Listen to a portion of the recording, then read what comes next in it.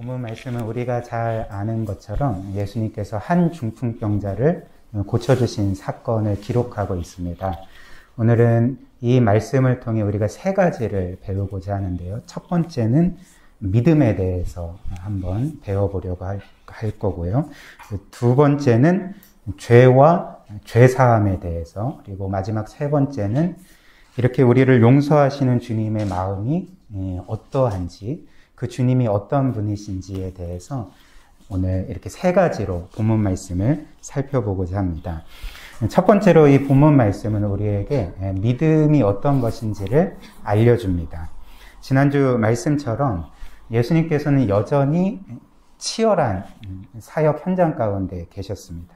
그래서 말씀드린 것처럼 모든 사람들이 예수님을 찾았고 예수님께 나아오게 됐던 것이죠. 그래서 오늘 이 본문 말씀에서도 예수님께서 한 집에 거하실 때에 모든 사람들이 예수님께 나와서 마치 어린이날 그 놀이공원에 가면 그 줄 서는 것과 같이 사람들로 꽉 차 있었던 것이죠. 그래서 누구도 예수님께 쉽게 나아갈 수 없는 상황이었습니다. 그때 한 중풍병자가 이 네 사람이 그들의 가족이었는지 친구였는지는 잘 모르겠지만 어찌됐든 이 중풍병자를 사랑하는 네 사람과 함께 예수님께 나아가려고 했는데, 말씀드린 것처럼 지금 예수님께 나아갈 수 없는 상황이 돼버린 거죠. 문 앞까지 사람들로 꽉 차 있었기 때문에 어느 누구도 쉽게 예수님께 나아갈 수가 없었던 것입니다. 그래서 사실 웬만하면 포기할 텐데 이들은 포기하지 않았고 도리어 그 인파를 뚫고 지붕 위로 올라가서 지붕에 구멍을 뚫어서 그 중풍병자를 내렸던 것입니다. 이는 사실 그 집 주인이 누군지는 모르겠지만 굉장히 황당한 일이 벌어진 것이죠. 갑자기 지붕에 구멍이 뚫리면서 중풍병자 한 사람이 이렇게 내려지는 모습을 볼 때 한편으로 얼마나 황당하고 또 얼마나 화가 났겠습니까? 그런데 예수님께서는 이런 그들의 모습을, 행동을 다른 시각으로 보셨던 것이죠. 그래서 오늘 본문 말씀을 보면 예수님은 이들의 행동을 믿음으로 보셨다라고 말씀을 하는 것입니다. 그리고 이후에 보는 것처럼 예수님은 이들의 이런 믿음을 보시고 중풍병자를 고쳐주셨던 것이죠. 그렇다면 예수님께서는 이들의 어떤 점을, 어떤 행동을 도대체 믿음으로 보셨는가, 이것에 대해서 우리가 살펴보려고 하는데요. 예수님이 믿음을 보셨다라고 할 때 이들의 행동의 무례함이나 혹은 무모함을 믿음으로 보신 것은 아니었을 것입니다. 그렇다면 무엇을 보고 믿음이라 표현을 하시고 여겨주셨을까요? 이들의 마음에 있는 간절함이었던 것이죠. 즉 예수님이 아니면 안 된다는, 예수님이 반드시 필요하다는 그 절박함과 간절함과 예수님을 절대적으로 의존하는 마음을 믿음으로 보셨던 것입니다. 그런데 만약 이들에게 이런 간절한 마음이 없었다면 어떻게 되었을까요? 문 앞까지 인파로 가득 찬 것을 보고 도저히 해집고 예수님께 나아갈 수 없다는 것을 알고 나서 이들은 포기했을 것입니다. 그래서 오늘은 안 되나 보다. 우리에게 희망이 없나 보다. 예수님께서 어쨌든 이곳에서 사역을 마치시면 또 다른 마을로 가실 텐데 너는 그냥 이대로 평생 누워서 살아야 될 건가 보다. 이게 하나님의 뜻인가 보다. 이제 이렇게 말하면서 아마 돌아갔을 것이죠. 그러나 이들에게는 말씀드린 것처럼 예수님이 아니면 안 된다는 마음이 있었습니다. 예수님만이 절대적으로 필요하다. 예수님만이 나를 구원해 주실 수 있고 나를 다시금 일어서서 걷게 하실 수 있다라는 그런 간절함과 절대 의존의 마음이 있었기 때문에 이들은 어떤 면에서는 불가능한 상황을 뚫고 인파를 뚫고 지붕을 뚫고 예수님께로 나아갈 수가 있었던 것입니다. 예수님은 바로 이런 모습을, 이런 행동과 마음을 믿음으로 보셨던 것이죠. 그리고 이는 우리에게 믿음이 무엇인지를 보여주지 않습니까? 믿음이란 무엇일까요? 간단하게 말하면 예수님을 절대적으로 필요로 하는 것. 예수님만을 절대적으로 의존하는 것. 그래서 우리의 구원과 우리의 생명과 우리의 삶 자체를 위해서 예수님만을 절대적으로 의지하고 의존하는 것이 바로 믿음이라 할 수가 있습니다. 따라서 믿음을 이렇게 정의를 할 때 이렇게 하나님을 나의 구원을 위해 또 나의 행복을 위해 절대적인 분으로 생각하지 않고 여러 옵션들 중에 하나로 생각하는 것은 그것은 참된 믿음이 아니게 되는 것이죠. 믿음의 겉모습을 띌지라도 그것은 진짜 믿음이 아닙니다. 예를 들어서 구약의 백성들이 그랬거든요. 이스라엘 백성들이 그랬는데 우리가 구약 성경을 쭉 보면 사실 이스라엘 백성은 늘 자신들이 하나님을 믿고 섬긴다고 생각을 했습니다. 왜냐하면 어찌됐든 늘 그들은 제사를 드렸기 때문에 우리는 하나님을 믿고 있어, 우리는 하나님을 섬기고 있어 라고 말했지만, 그렇게 생각을 했지만 하나님의 생각은 달랐던 거죠. 너희는 나를 섬기지 않는다. 너희는 나를 믿지 않는다. 왜 그랬을까요? 하나님은 그리고 심지어 이스라엘 백성이 자신을 버렸다고 생각을 하셨습니다. 그 이유가 무엇이냐면 이스라엘 백성은 하나님을 섬겼지만 동시에 우상도 섬겼기 때문에 그렇죠. 특별히 이제 바알을 섬겼습니다, 주로. 그래서 이스라엘 백성은 비유하자면 한 남편이 아닌 두 남편을 두고 살았던 것입니다. 당시 이스라엘 백성은 고대 중근동 지역에 있었던 이 다신론의 영향을 받았는데요. 그래서 하나님도 섬기지만 다른 신들도 섬길 때에 유익이 2배 더 더해질 거다 이렇게 생각을 했던 것입니다.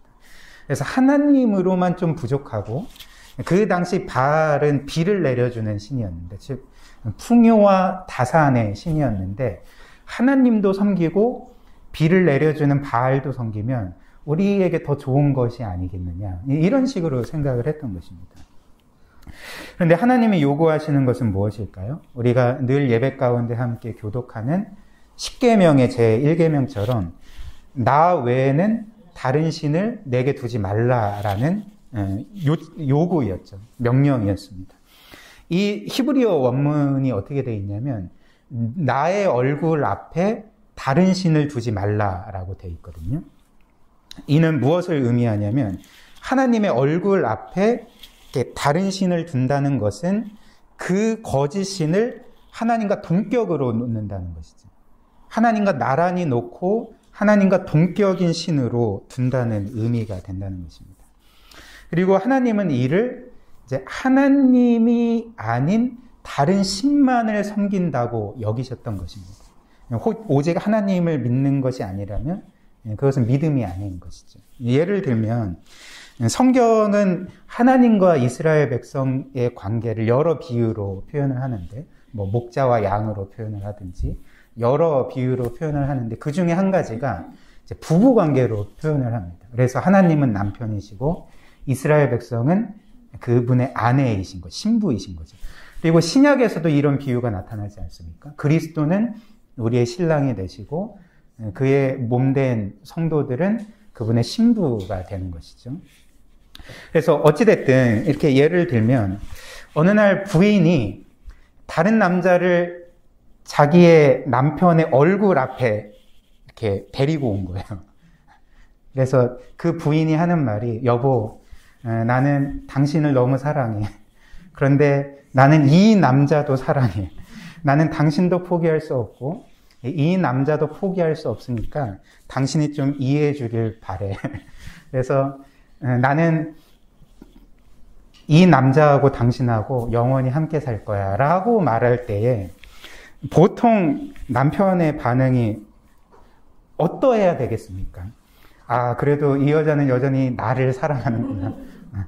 물론 어떤 한 남자를 내 얼굴 앞에 데리고 온 것에 대해서 좀 유감스럽긴 하지만 그래도 이 여자는 여전히 나를 사랑하니까 이 남자와 함께 이 여자와 함께 같이 살아야 되겠다라고 말하는 것은 그 남자 또한 이 여자를 사랑하지 않는 거죠. 이런 이유로 하나님은 이스라엘의 죄를 늘 지적하실 때, 특별히 우상숭배의 죄를 지적하실 때 간음죄로 표현을 하셨던 것이죠. 너희는 간음했다. 너희는 남편인 여호와 하나님을 배신했다. 간음죄를 저질렀다라고 이제 말씀하셨던 것입니다. 이처럼 하나님 외에 다른 보험을 드는 것, 그리고 그것을 하나님 얼굴 앞에 하나님과 나란히 동격으로 놓는 것 자체가 진정한 믿음이 아닌 것이죠. 우리에게도 마찬가지이지 않겠습니까?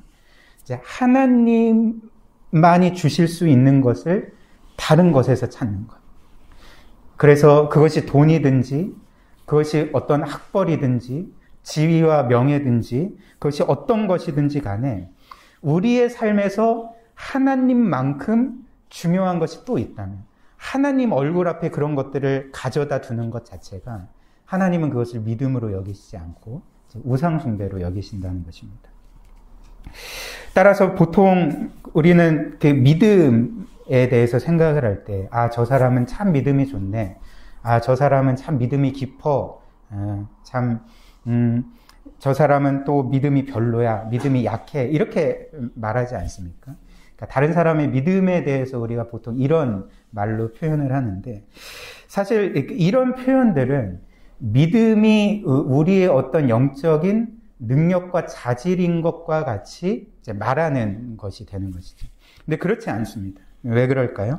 믿음 자체가 말씀드린 것처럼 하나님이 아니면 나는 아무것도 아니고, 하나님이 아니시면 나는 아무 소망도 없어서 나는 절대적으로 하나님만을 의지하고 의존해야 돼라는 것이 이제 믿음이기 때문에, 그러니까 오히려 믿는다는 것은, 믿음을 고백한다는 것은 자신의 어떤 영적인 능력과 자질을 내세우는 것이 아니라 자신의 아무것도 아닌 자신의 연약함과 죄인됨을 고백하며 하나님을 붙드는 것이기 때문에 이 믿음이라는 것이 우리의 어떤 영적인 능력이나 자질이 될 수가 없다는 것입니다.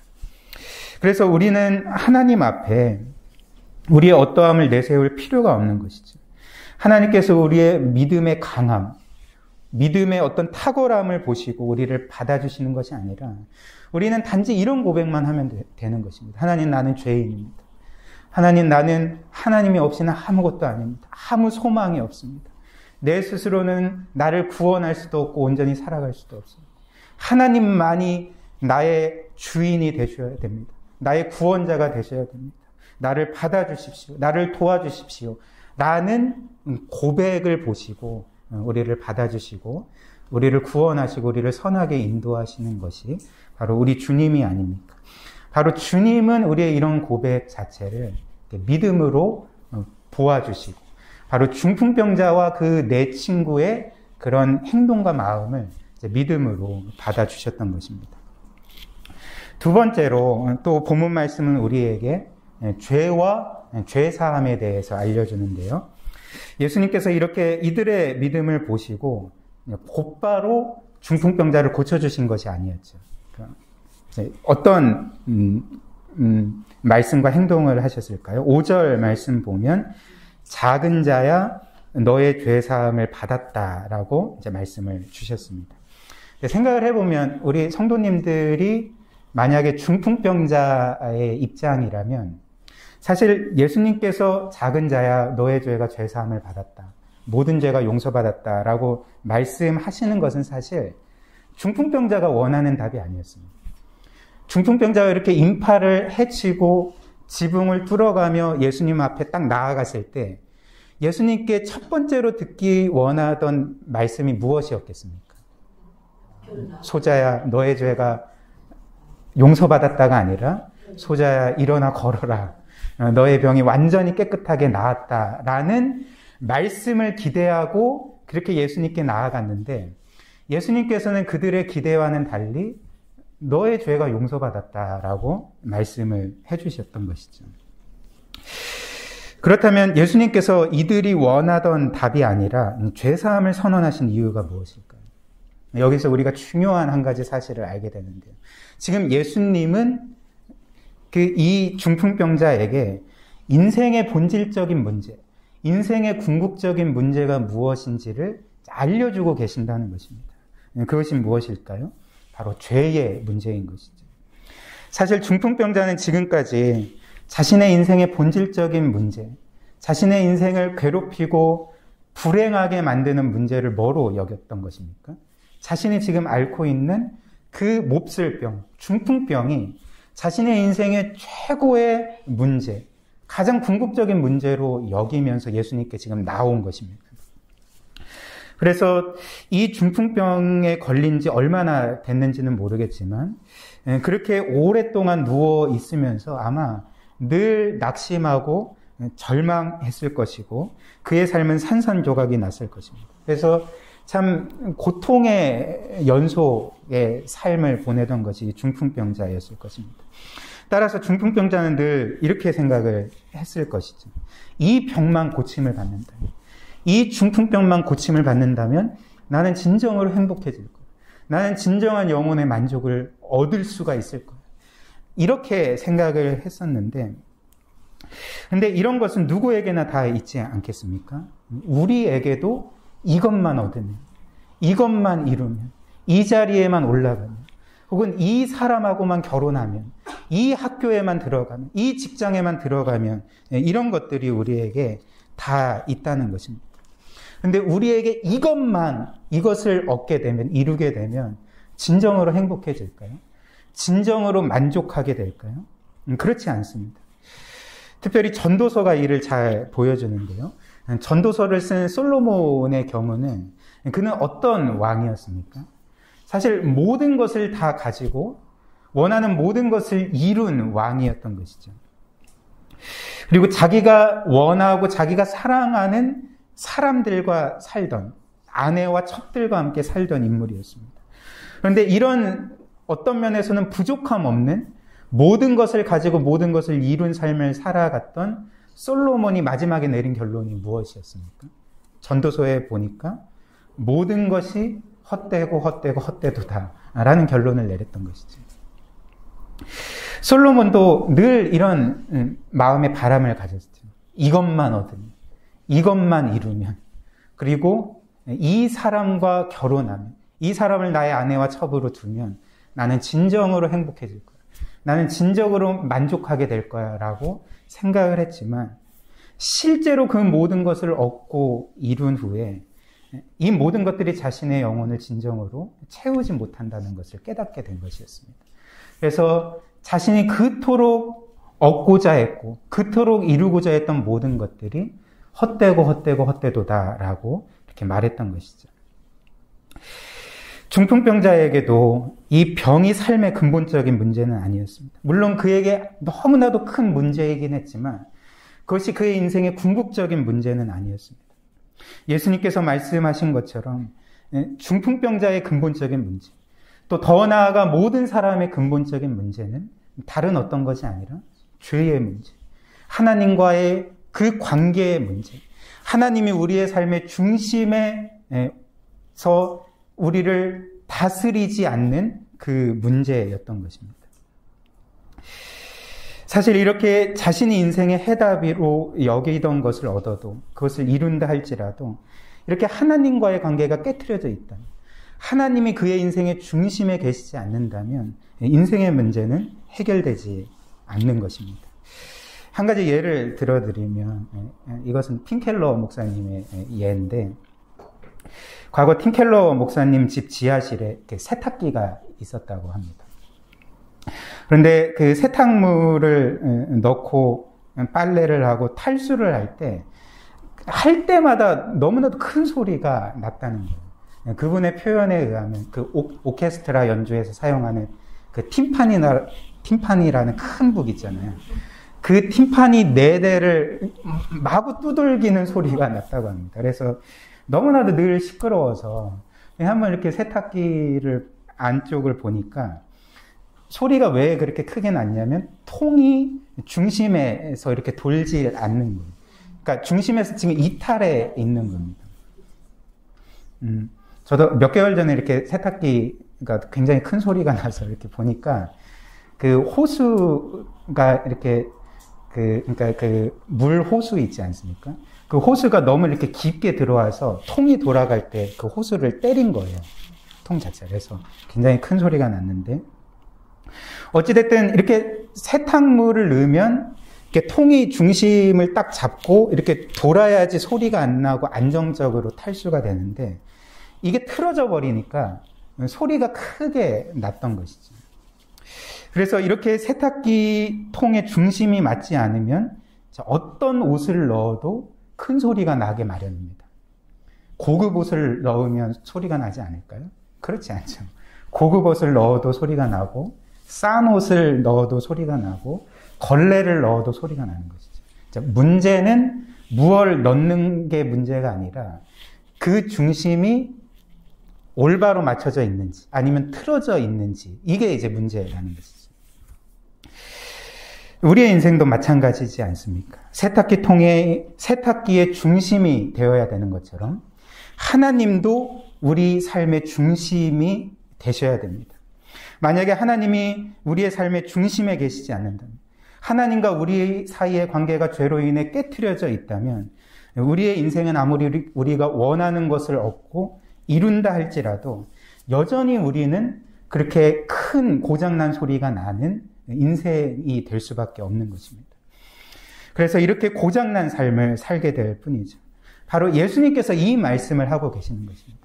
중풍병자에게 그가 원하던 너의 병이 고침받았다, 일어나 걸어라가 아니라 가장 처음 말씀하신 바가 너의 죄사함을 받았느니라 라고 말씀하신 까닭이, 중풍병자가 병을 고침받아도 자신이 일어나 걸어서 이제 자유롭게 활동한다 할지라도 죄의 문제가 해결되지 않는, 하나님과의 깨어진 관계가 회복되지 않는, 자신의 삶의 중심에 하나님이 임재하시지 않는다면, 그의 인생에서 하나님이 가장 중요하고 소중한 분이시고 인생의 궁극적인 목적이 되시지 않는다면 그는 여전히 고장난 삶을 살 것임을 알았기 때문에 바로 그에게 죄 사함을 받았느니라 라는 말씀을 주심으로 그의 인생의 궁극적인 문제를 해결해 주시고자 하셨던 것입니다. 사랑하는 우리 귀한 성도 여러분, 우리는 우리의 인생의 가장 근본적인 문제를 무엇이라고 생각하고 있습니까? 그리고 어떤 것을 우리의 문제 해결의 열쇠라고 생각하고 계십니까? 중풍병자의 예처럼, 또 이 세상 모든 사람이 그런 것처럼 이것만 얻으면, 이것만 이루면, 이 사랑만 나를 사랑해 준다면 나의 모든 문제는 해결될 거야 라고 생각하고 계시진 않습니까? 예수님은 오늘 이 말씀을 통해 우리의 인생의 근본적인 문제를 죄라고 말씀하십니다. 그리고 하나님과의 깨어진 관계라고 말씀을 하시는 것이죠. 또 우리의 삶의 중심에 하나님이 계시지 않는 것 자체가 우리의 인생의 궁극적인 문제라고 말씀을 하시는 것입니다. 그리고 그것을 해결할 수 있는 유일한 길은 예수 그리스도를 통하여 죄 용서를 받고 하나님과의 관계가 회복되고 그분을 통하여서 하나님의 영광을 보고 하나님 중심의 삶을 살아가는 것이 바로 그리스도께서 우리에게 주시고자 하는 구원의 핵심이라는 것입니다. 마지막 세 번째로, 본문 말씀은 우리의 죄를 용서해 주시는 주님이 이제 어떤 분이시고 또 어떤 마음을 가지셨는지를 알려주는 것입니다. 예수님께서 중풍병자에게 너의 죄 사함을 받았느니라 라고 말씀하시는 것을 듣고 그 말씀을 못마땅하게 여긴, 언짢아하게 여기는 무리가 있었습니다. 누구였을까요? 그 자리에 있었던 서기관들이었죠. 그래서 7절 말씀을 보니까 이 서기관들이 마음속으로 이 사람이 어찌 이렇게 말하는가, 신성모독이로다. 오직 하나님 한 분 외에는 누가 능히 죄를 사하겠느냐, 이렇게 언짢아하고 기분 나빠했던 것입니다. 신성모독으로 여겼던 것이죠. 그러나 예수님은 본문 말씀과 같이 이들의 마음의 생각을 아셨습니다. 이들이 어떤 생각을 하고 있는지, 어떤 불만을 갖고 있는지, 자신의 지금 이 죄 용서의 선언을 신성모독이라고 여기는 것을 아셨던 것입니다. 그래서 8절부터 11절 말씀 보니까 이렇게 말씀하고 있는 것이죠. 그들이 속으로 이렇게 생각하는 줄을 예수께서 곧 중심에 아시고 이르시되 어찌하여 이것을 마음에 생각하느냐? 중풍병자에게 너의 죄사함을 받았느니라 하는 말과 일어나 너의 상을 가지고 걸어라 하는 말 중에 어느 것이 쉽겠느냐? 그러나 인자가 땅에서 죄를 사하는 권세가 있는 줄을 너희로 알게 하려 하노라 하시고 중풍병자에게 말씀하시되 내가 너에게 이르노니 일어나 너의 상을 가지고 집으로 가라 하시니 이렇게 기록하고 있습니다. 사실 서기관들이 예수님의 이 말씀, 너의 죄는 용서받았다라는 이 선언을 신성모독으로 여긴 것은 어떤 면에서는 당연했습니다. 왜냐하면 이들의 말처럼 우리의 죄, 사람들의 죄를 궁극적으로 용서하실 수 있는 분은 하나님밖에 없으셨기 때문에 그런 것이죠. 그래서 용서라는 것은 사실 죄로 인해서 피해를 받은 사람만이 할 수 있는 일이지 않겠습니까? 예를 들면 의진이가 우진이에게 어떤 큰 잘못을 했는데, 죄를 범했는데 갑자기 예성이가 짠하고 나타나더니 의진아 너의 죄를 용서해 줄게 이렇게 말하면 아마 우진이 입장에서는 굉장히 황당해할 것입니다. 예성이 형이 뭔데 의진이가 나한테 한 잘못을 용서해 준다고 하지? 하면서 뭔가 이상한 생각을, 이것은 이치에 맞지 않다, 부당하다라는 생각을 하지 않겠습니까? 그래서 사실 의진이를 용서할 수 있는 것은 그로 인해서 피해를 받은 우진이가 되는 거죠. 네. 그러니까 모든 죄는 사실 궁극적으로 하나님께 지은 죄이지 않습니까? 하나님의 법을 깨트리고 어기고 그분을 거스른 죄인데, 그렇기 때문에 사실 우리의 모든 죄를 용서하실 수 있는 유일한 분은 이제 하나님이 되시는 것이죠. 그래서 제가 만약 예성이에게 어떤 잘못을 하고 죄를 지었을 때 저는 예성이에게 용서를 구해야 될 뿐만 아니라 궁극적으로는 하나님께 용서를 구해야 된다는 것이죠. 지금 이 이야기를 하고 있는 것입니다. 그래서 서기관들의 입장에서 예수께서 죄 용서를 선언해 주시는 것은 너는 하나님도 아닌데, 너는 신적인 존재도 아닌데 어떻게 죄 용서의 선언을 하느냐 하면서 신성모독이로다라고 말했던 것입니다. 그런데 이 생각을 아시고 예수님은 어떻게 하셨을까요? 예수님은 이제 이들에게 자신이 죄 용서의 권세가 있는 분임을 알려주시고자 했던 것이죠. 그래서 어떤 방법을 쓰셨냐면, 이 중풍병자, 어떤 의학으로도 고칠 수 없는, 그를 일으킬 수 없는 그 병을 예수님께서는 자신의 신적인 능력으로 고쳐주시고, 그래서 자신이 하나님이심을 그들에게 보여주셨던 것입니다. 즉, 자신이 죄를 용서하실 수 있는 권세를 가진 유일한 분인 하나님이심을 이제 보여주셨던 것이죠. 그런데 여기에서 이제 궁금한 점이 하나 있습니다. 이제 본문 말씀을 보면 예수님께서 이 중풍병자의 죄를 용서해 주신다 선언을 해 주셨는데, 사실 이 중풍병자는 죄를 회개하는 모습이 나타나지 않거든요. 중풍병자가 회개하는 모습은 본문 어디를 봐도 우리가 찾아볼 수가 없습니다. 그렇다면 우리가 알고 있는 바는, 성경이 말하는 바는 회개 없이는 용서도 없는데, 물론 이 용서라는 것은 하나님의 전적인 은혜로서 우리에게 주어지는 것이지만 동시에 우리가 우리의 죄를 고백하고 회개할 때 하나님이 우리를 용서해 주시는데, 어떻게 중풍병자는 회개하지도 않았는데 죄 용서를 받을 수가 있었는가 라는 의문을 가질 수도 있을 것입니다. 그렇다면 예외적으로 이 중풍병자는 회개 없이 용서받은 것일까요? 그렇지 않습니다. 그렇다면 우리는 이를 어떻게 해석을 해야 될까요? 잠시 추론을 해보자면, 아마도 예수님은 이 중풍병자의 마음을 보셨을 것입니다. 즉, 이 중풍병자의 마음에 자신의 죄를 뉘우치고 회개하는 마음을 보셨을 것이고, 그 마음을 보시고 이에게 죄 용서를 받았느니라라고 선언을 해주셨다는 것이죠. 이를 어떻게 알 수 있을까요? 오늘 본문 말씀에 그 힌트가 나오는데, 주님은 사람의 마음과 생각을 아시는 분이기 때문에 그렇습니다. 본문 말씀을 보면 예수님은 이미 누구의 마음을 아셨습니까? 서기관들의 마음을 아셨습니다. 8절 말씀을 다시 보면 그들이 속으로 이렇게 생각하는 줄을 예수께서 곧 중심으로 아셨다라고 말하지 않습니까?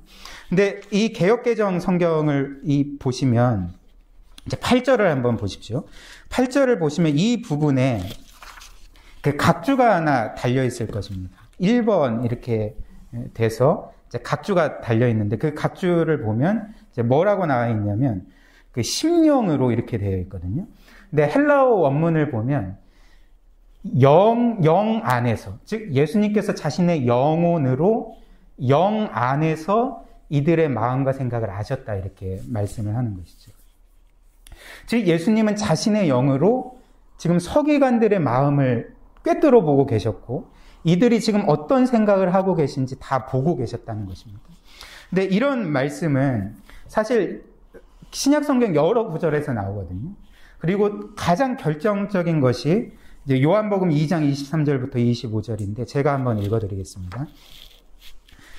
6월절에 예수께서 예루살렘에 계시니 많은 사람이 그의 행하시는 표적을 보고 그의 이름을 믿었으나 예수는 그의 몸을 그들에게 의탁하지 아니하셨으니 이는 친히 모든 사람을 아심이요 또 사람에 대하여 누구의 증언도 받으실 필요가 없었으니 이는 그가 그리스도께서 친히 사람의 속에 있는 것을 아셨습니다. 이렇게 말씀하고 있습니다. 즉 예수님께서는 사람을 의지할 필요가 없었는데 또 의지할 대상도 아니고 왜냐하면 우리 사람의 마음에 어떤 것이 있는지 다 아시는 분이기 때문에 그렇습니다. 그 많은 죄와 또 그 많은 불신앙과 그 많은 하나님께 대한 반항의 마음을 이미 예수께서 다 아시고 이제 보셨다는 말씀인 것이죠. 따라서 예수님은 서기관들의 마음을 아셨을 뿐만 아니라 모든 사람들의 마음을 아셨을 뿐만 아니라 오늘 이 중풍병자의 마음도 아셨다는 것이죠. 그의 생각을 아셨다는 것입니다. 그리고 아마 중풍병자는 예수님께 나오면서 자신의 죄를 보았을 것입니다. 그리고 회개하는 마음을 가졌을 것입니다. 베드로가 그러했죠. 누가복음 5장을 보면 베드로는 예수님의 제자가 되기 전에 어느 날 그 물고기를 잡으려고 밤새도록 애쓰는 일이 있었습니다. 그런데 다 아시다시피 이상하게 한 마리도 잡히지를 않았던 것이죠. 그 베테랑 어부였음에도 불구하고 밤새도록 물고기를 잡고자 했지만 한 마리도 잡지 못했던 것입니다. 그래서 날이 밝고 아침이 되어서 예수님께서 이제 베드로에게 이런 말씀을 하신 거죠. 깊은 데로 가서 그물을 내려 물고기를 잡을 수 있을 것이다 라고 말씀을 하셨고 베드로가 그 말씀에 순종하여서 다시 한번 깊은 데로 가서 그물을 내리자 감당할 수 없이 많은 물고기들이 잡히게 됐습니다. 그리고 베드로는 곧바로 육지로 와서 예수님의 발 앞에 무릎 꿇고 어떻게 고백을 했을까요? 나는 죄인입니다. 나를 떠나소서라고 고백을 했던 것입니다. 사실 이것 이상하지 않습니까? 예수님께서 이 현장 가운데 베드로의 죄를 지적하신 적이 없습니다. 너는 죄인이야. 너 과거에 이러저러한 죄 지었지? 라고 말씀하신 적이 없었음에도 불구하고 베드로는 예수님 앞에 나와서 나는 죄인입니다. 나를 떠나주세요 라고 말했던 것이죠. 무엇 때문일까요? 예수님이 그의 죄를 지적하시지 않았지만 베드로는 예수님의 그 신적인 능력을 보고 그분의 거룩하심 앞에 서서 자신이 죄인임을 깨닫게 되고 자신이 예수님께 합당하지 않는 자임을 깨닫게 되고 그래서 나를 떠나소서라고 이렇게 간청을 했던 것입니다. 마찬가지로 중풍병자도 예수님께 나올 때 이런 마음을 가졌을 거라는 것이죠. 그의 거룩하심 앞에 섰을 때 자신의 그 고칠 수 없는 중풍병, 육신의 연약함만 보았을 뿐만 아니라 자신의 마음이 얼마나 더러운지, 얼마나 추악한지, 얼마나 죄로 가득 차 있는지 그래서 이 거룩하신 예수 그리스도 앞에 설 수 없는 자라는 것을 마음속에 깨닫게 되었던 것입니다. 그래서 마음으로 자신의 죄를 뉘우치고 회개하던 자인 자신이 그 모든 것들을 입술로 고백하진 않았지만 예수님께서 먼저 그에게 너의 죄가 용서함 받았다라고 선언을 해주신 것이 바로 이 사건인 것이죠. 이렇게 예수님께서는 고백하지도 않았는데 단지 마음속으로 죄를 뉘우치고 회개했을 뿐인데 그 마음 안에 있는 회개의 마음을 끄집어내셔서 먼저 용서해 주시고 먼저 용서의 선언을 주셨던 것입니다. 십자가에 함께 못 박힌 강도의 경우도 마찬가지 아닙니까? 그 강도는 예수님께 나의 죄를 용서해 주십시오라고 말한 적이 없었습니다. 그리고 사실 이 강도는 예수님께 직접적으로 회개할 수 있는 그런 시간 자체가 없었던 것이죠. 그런데 단지 이 강도는 예수여 당신의 나라로 들어가실 때 나를 기억하소서라고 간청했을 뿐인데 예수님께서는 그를 구원해 주시고 예수님과 함께 그 영광스러운 천국으로 들어가는 그 영광을 얻게 하시지 않았습니까? 주님은 그 마음을 아셨던 것입니다. 자신의 죄를 뉘우치고 회개하는 마음을 보셨고 강도가 직접적으로 내 죄를 용서해 주옵소서라고 고백하진 않았지만 그럴 시간조차 없었지만 예수님께서는 먼저 그 마음의 회개를 귀하게 여기시고 그를 용서해 주시고 그를 낙원으로 인도해 주셨던 것이죠. 여기에서 깨닫게 되는 점이 있지 않습니까? 주님이 우리를 얼마나 용서하기를 원하시는 분이신지 우리가 생각하는 것보다 우리가 바라고 원하는 것보다 예수님 우리를 더 많이 용서해 주시기를 원하시고 우리보다 먼저 우리를 용서해 주시기를 원하시는 분임을 우리가 오늘 이 말씀을 통해 깨닫게 되지 않습니까?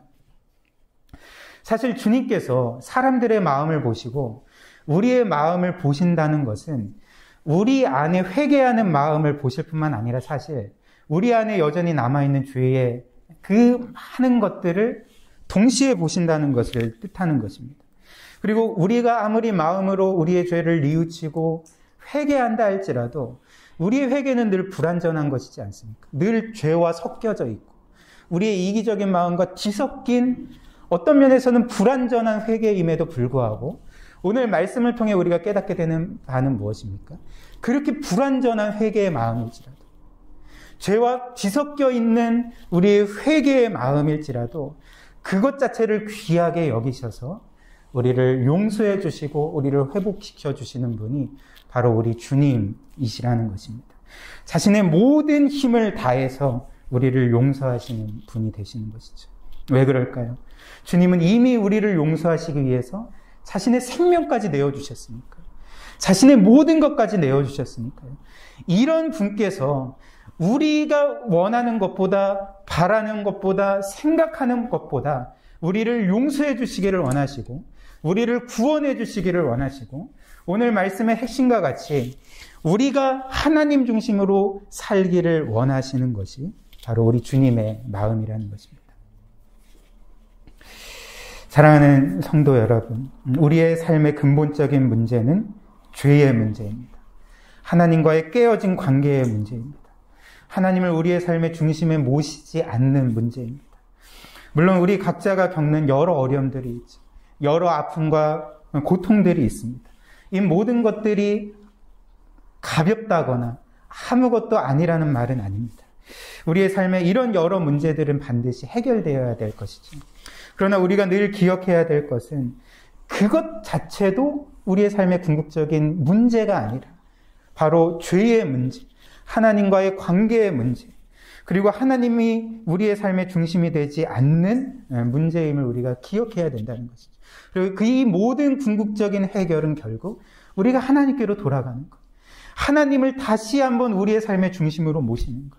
하나님보다 더 귀하게 여기고 더 중요하게 여기고 하나님보다 더 우리의 인생의 궁극적인 목적으로 여겼던 것들을 버리고 그 하나님을 우리 마음의 중심으로 모시는 것이 바로 문제 해결의 열쇠가 되는 것입니다.